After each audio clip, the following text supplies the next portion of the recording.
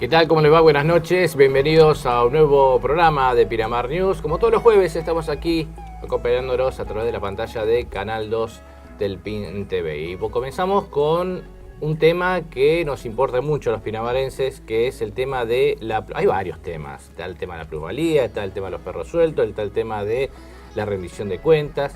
Temas que están siendo, digamos, por estos días, por estas horas, algunos aprobados, otros en plena discusión. Para eso le hemos invitado al concejal Martín Biotti, de Propuesta Pinamar. Martín, gracias por estar gracias a vos, Sergio, por la invitación. Acompañándonos. Bueno, pasó el tema de la plusvalía. Sí. Y esta semana tuvieron una reunión ustedes con los martilleros de aquí, de nuestra ciudad. Exacto. Un poco porque quieren saber de qué se trata esto de la plusvalía que aprobó la Asamblea de Concejales y Mayores Contribuyentes. ¿Qué es la plusvalía?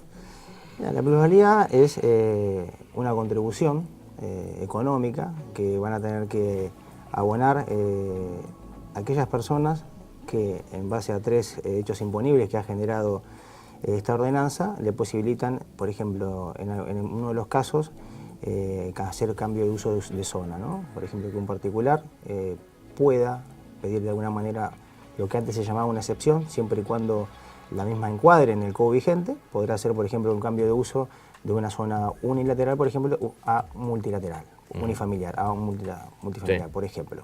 Esa sería una cuestión. Otra de las cuestiones es cuando pida ampliación de FOS o FOT, de alguna mueble o de algo ya que tiene construido. Un claro ejemplo de eso fue, por ejemplo, el Hotel Los Pinos, que hoy lo podrán ver los pinamarenses en la Avenida del Mar, que se está modificando. Bueno, esa obra en particular, por ejemplo, no le aplicó plusvalía porque estábamos en un proceso de sanción de la ordenanza. Si hubiese estado vigente, hubiese pagado por los metros que se le permitió construir y demás, una plusvalía que en ese caso particular hubiese rondado en el 30% de la cantidad de metros de más que se le permitió, ese beneficio que el Estado le generó. Y el tercer hecho imponible tiene que ver concretamente con las loteadoras, para que la gente tenga conocimiento, cada loteadora, cada vez que se le aprobaba un nuevo loteo que pasaba por el Consejo Deliberante, por la 8912 debía, en su momento, que rige esto, dejar 6 metros de REC y 2 metros para lo que es espacios verdes. ¿Qué hace plusvalía? Incorpora a eso que ya estaba vigente la ley de hábitat, a lo cual se le suman que van a tener que dejar no solamente esto que yo ya te contaba, sino que 5 metros más por habitante y 3 metros más también por habitante para los loteos unifamiliares y los 5 para los multifamiliares en los loteos futuros que se hagan, además de estos metros, sí, que te acoté que dejaban. Entonces, ese hecho imponible es justamente para ellos.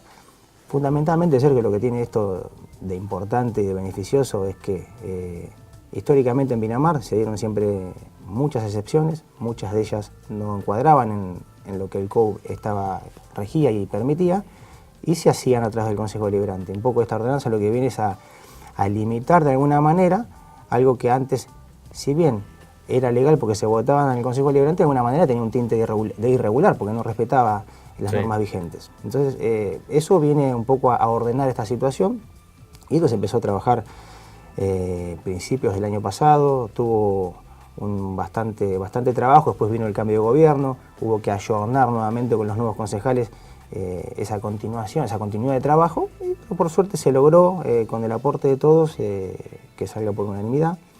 Y fundamentalmente, que me tocó a mí también el año pasado estar en la Comisión de Planeamiento, había un montón de pedidos de expedientes que se fueron acumulando, ¿no? de situaciones que como te conté recién... Sí, que querían ampliación o querían construir. Claro, exactamente. Y se venían acumulando, de hecho, cuando había aproximadamente 60 expedientes, que bueno, hoy van a empezar a tener tratamiento, inclusive ya hay algunos contribuyentes que bueno, han tomado conocimiento de la misma y bueno, y han tratado de reflotar expedientes que en su momento se les había denegado porque bueno, no lo permitía el COU, ¿no? Es una herramienta interesante y que obviamente lo importante es no solamente de que el Estado genera un beneficio que capitaliza al contribuyente, sino que también es un aporte de dinero para el Estado municipal que antes, con las excepciones que se hacían, no capitalizaba al Estado y solamente la capitalizaba el contribuyente. Pero ¿cuál es la preocupación que tiene el martillero? Porque esta reunión que se hizo en Valeria del Mar, preguntando, consultando de qué se trataba esto, ¿cuáles fueron, digamos, las dudas que había? En principio, primero fue una reunión que ellos convocaron, organizaron, y agradezco públicamente la invitación, fue un momento interesante. Primero porque ellos no participaban, o no participaron en todo lo que fue la sanción de la ordenanza del CAU, ¿no? Que es el Consejo Asesor Urbanístico, que obviamente tiene una importancia en lo que tiene que ver, en todo lo que fue el trabajo de esta ordenanza, porque bueno, en cuestiones de urbanismo y lo que es vigencia de normas del CAU, muchos de los concejales no estábamos a tono y no desconocíamos muchas cuestiones que venían del año 87, y ellos no participaban porque no están dentro, no integran el CAU. Entonces, de alguna manera, al no haber estado informado durante este año y medio de todo lo que se fue sucediendo, tenían ciertas preocupaciones en cuanto a lo que podría llegar a afectar comercialmente esta ordenanza. La verdad que les explicamos, como te decía recién, punto por punto, la incidencia que tenía la misma, y obviamente los invitamos para que en lo futuro, primero que presenten una nota por mesa de entrada del Consejo Deliberante para que sean parte en el futuro de todas estas cuestiones, ¿no? Que tengan que ver con el urbanismo y sobre todo a lo que hace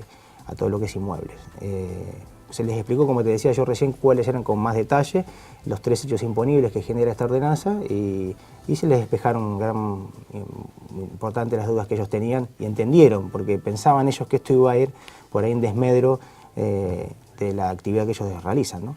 Ahora hay que modificar entonces el COU, que es la otra parte.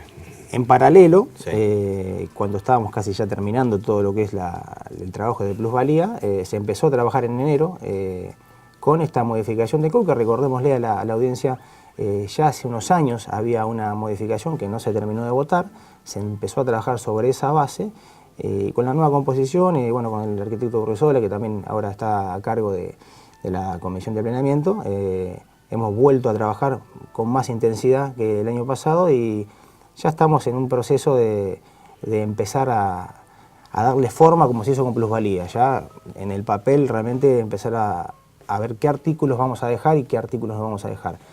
Falta puntualmente establecer que si bien están medianamente hablados, cuáles van a ser, si va a haber, por ejemplo, cambios, por ejemplo, en la zona del Consejo Deliberante, sí, que hay muchas personas de las cuales coincido, es que se debería preservar como casco histórico esa zona, o sea, no, que no haya modificaciones, pero hay ideas de por ahí que se pueda hacer multifamiliar ese lugar.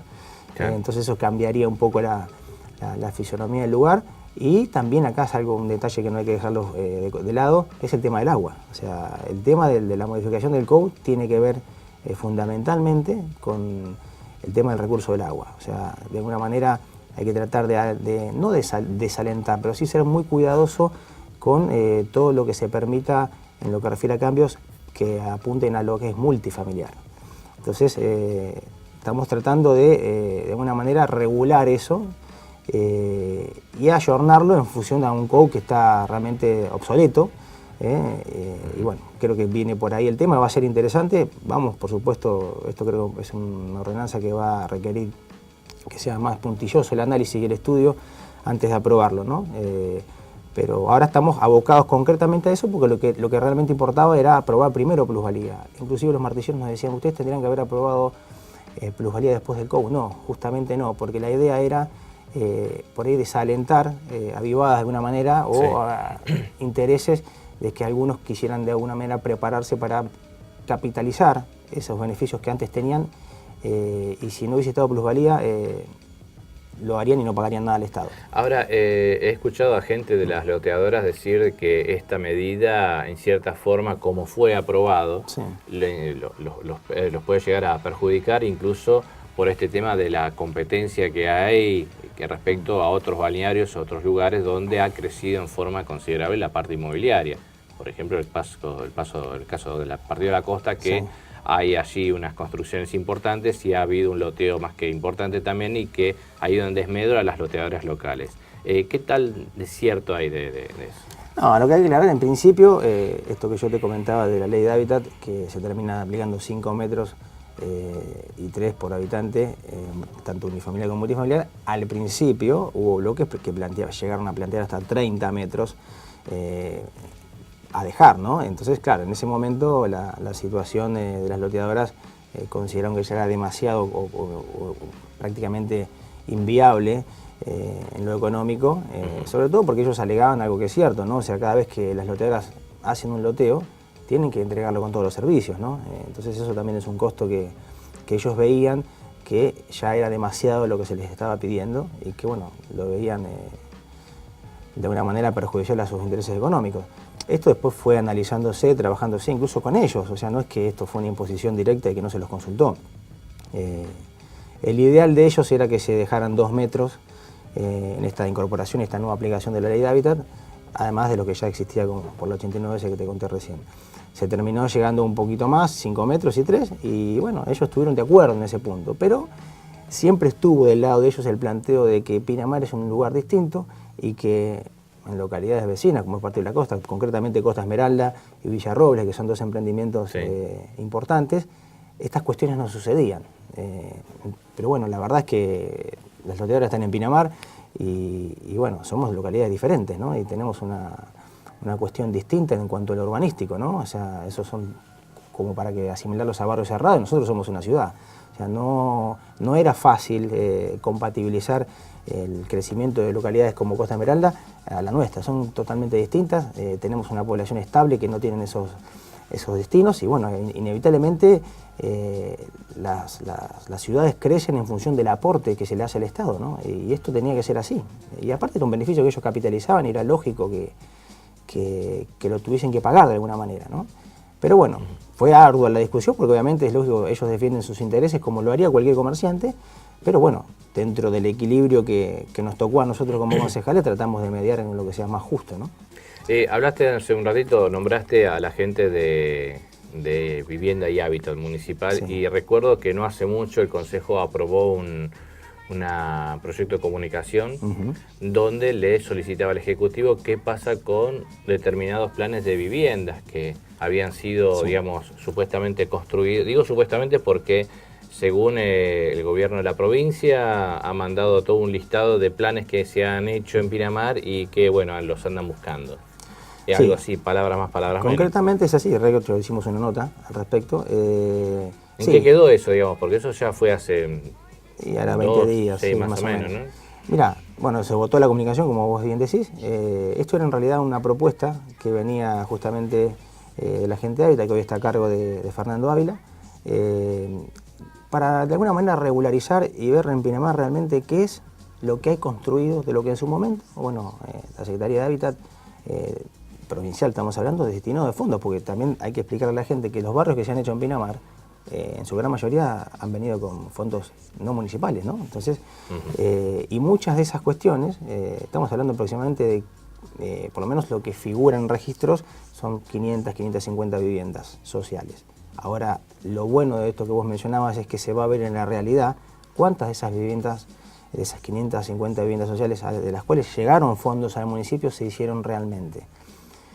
Eso es lo que va a terminar saliendo de lo que se votó, pero ¿a qué apuntaba la comunicación? A posibilitar que todas las personas de las casas que concretamente están hechas y que tienen sus dueños, que en la gran mayoría no tenían escrituras, se empezara a blanquear esa situación. O sea, ese trámite nunca se cerró por algún motivo, o ya sea por ahí las diferentes gestiones anteriores no hicieron lo que tenían que hacer para que se concretara y tuviera cada propietario su escritura. Eso no sucedió. Entonces, por lo que hablamos en la nota que me hiciste oportunamente, que primero siempre la gente que necesita una vivienda, lo que le importa es tener la vivienda y no importa el papelerío que acredite su titularidad. Después con el tiempo se dan cuenta que eso es realmente importante, porque para pedir un crédito, para lo que vos tengas que pedir, eso es importantísimo. El título de propiedad es lo más importante en una vivienda. Y bueno, esto vino a un proyecto, una idea que viene del Ejecutivo, nosotros la vimos muy bien, pero también por lo que vos decías, de que se va a empezar a permitir ver el blanqueo real de lo que se construyó en Pinamar. Y obviamente, si no está construido todo lo que en su momento se aportó como fondos, bueno, va a generar un problema, ¿no? ¿Y ustedes ya han podido ver algunos planes de eso? Algunos, mira, hay algunos que no están... que figuran en los papeles, que están terminados que por ahí no están hechos en su totalidad. Sí. Entonces ahí vamos a ver realmente la situación real. O que han cambiado, digamos, de formato también, de 150 pasaron a ser 20 viviendas. Entonces eso está bueno que se haga, o sea, es parte de empezar a blanquear y a regularizar la situación, ¿no? Va a tardar un tiempito porque de eso van a intervenir profesionales, agrimensores y se hace todo un relevamiento, que por supuesto es un convenio, esto que se hace parte, la municipalidad aportará todo lo que sea personal técnico para el tema y bueno, y la Secretaría lo que va a hacer es toda la parte que tenga que ver con escrituración y trámites provinciales se van a encargar ellos de hacerlo. Ahí está. ¿Qué pasó con la playa? ¿Está bien encaminado todo? ¿Cómo viene? ¿Cómo resuelve? La playa arrancó con... Después de tantas discusiones que había de que no hay que hacerlo, de que hay que hacerlo de otra forma y que tantas cosas que, bueno... yo creo que nunca estuvo en discusión que había que hacerlo, ¿no? A pesar de estas idas y vueltas por ahí del Ejecutivo actual, que como que delineaba en algunas opiniones de ellos que como que había una resistencia de los concesionarios a que no se haga. Esto no fue así, sino que acá lo que había era una cuestión de formas, en función de cómo se habían sancionado las ordenanzas que habían reflotado el Frente Marítimo. Y bueno, obviamente acá empiezan a intervenir los criterios de los profesionales, que por ahí en el área de Frente Marítimo los arquitectos o ingenieros que vos tenés por ahí no coincidían o implementaron un manual que no existía hasta diciembre del 2015, que cambió de alguna manera la forma de ejecución del proyecto, en lo que tiene que ver con las etapas y en los modos de construcción y en los requisitos para que se pueda empezar. Yo creo que esas son las cuestiones que en el verano todos hemos tomado conocimiento que han generado alguna fricción entre las diferentes áreas, bueno, concesionarios por un lado y ejecutivo por otro, pero como está a la vista han arrancado aproximadamente 10 UTFs, que eso hay que celebrarlo, a pesar de que es un año duro en lo económico, me parece que hay que celebrarlo porque es algo que demuestra que se quiere en esa dirección, en esa sintonía de reformar el Frente Marítimo. Debería haber algunas UTFs más que estén en ese proceso, pero por lo que tengo entendido están en trámites de finalización de estos requisitos que yo te contaba, que son bastantes. El Frente Marítimo no te habilita a que vos toques ni un ladrillo, ni una teja, ni que construyas nada si no tenés una serie de requisitos que son bastantes, plan de seguridad e higiene, bueno, que esté la cuestión de anteproyectos aprobados ya, aportes y un montón de cuestiones que para muchos que pensaban de los concesionarios que no les tocaba en este año, obviamente han tenido que salir a hacer toda una situación y apurar trámites que no los tenían hecho. Entonces también ha generado por ahí retraso de alguna manera. Y bueno, una cuestión puntual es que creo que fue la que más generó por ahí discusión, es que la 4442 habilitó a hacer un máximo de 325 metros y la gran mayoría de las UTFs tenían anteproyectos. Un anteproyecto es algo que todavía no es el definitivo. Sí. Y un criterio que utilizó la Comisión de Planeamiento, yo no estaba de acuerdo con ese criterio, es que si bien teníamos una ordenanza que les decía que podían hacer hasta un máximo de 325 porque lo que tenían presentado era un anteproyecto, se decidió por unanimidad o mayoría de algunos de los concejales diciendo si hizo 280 va a ser 280, no va a ser 325. Esto generó realmente una discusión porque para muchos se reducía. Puedes tener en cuenta que, por ejemplo, los baños públicos solamente tienen 25 metros cuadrados. O sea, de 280 a 325 es importante. Una administración tiene 15 metros cuadrados. O sea, ellos veían, de ellos me refiero a los concesionarios, veían por ahí una reducción en cuanto a metros de construcción que les era por ahí desfavorable. Y eso también generó otras discusiones de que, bueno, algunos decían, no, nosotros queremos que se cumpla lo que dice la ordenanza, los concesionarios, y la Dirección de Frente Marítimo decía, no, se va a hacer solamente lo que presentaron oportunamente y no va a haber cambios. Y bueno, después pasó el tema que Schinkel, que es Cocodrilo, con el otro bañero de Cariló, sí, que habían tenido contrato firmado con anterioridad a la 4442, y ellos querían hacer la totalidad de metros que permitía. Entonces podían hacer 325 y más. Y esto, bueno, generó algunos concesionarios que por ahí no están muy al tema con la normativa, o sea, querían, sí, si a ellos le dan, ¿por qué a nosotros no? Bueno, eso también generó dentro del ámbito del Consejo algunas idas y vueltas que se terminaron solucionando como corresponde, ¿no? Como lo que dice la norma y, bueno, se avanza. Y esperemos que para fines de este año tengamos las primeras UTF funcionando y flamantes para estrenarse. El trabajo viene rápido. Yo creo que a pesar de las trabas burocráticas que tiene todo lo que es la administración pública y la puja de intereses, se avanza. Por ahí, no en los términos que por ahí puede avanzar un privado, cuando el privado tiene toda la fuerza y toda la disponibilidad de hacer lo que quiere con su cuestión acá, hay que mediar y la administración pública tiene eso, ¿no? La burocracia de que tenés que, para cada cosa que necesitas concretar, hay que dar, no puede ser línea recta, hay que dar toda una vuelta y es así. Martín, gracias por estar gracias a vos. con nosotros un ratito. Seguimos con más Piramar News después de la pausa.